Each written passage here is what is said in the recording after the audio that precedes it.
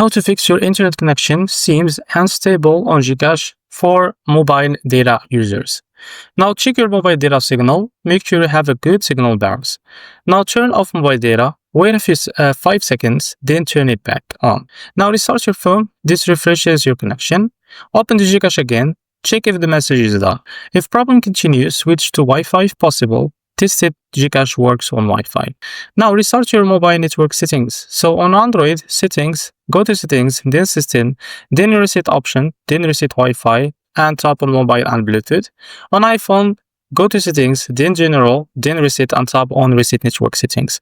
Update your Gcash app to the latest version. You can do this by going to Play Store if you use Android and App Store if you use the iPhone. Finally, if it's still not working, contact your mobile provider. There may be network issues in your area.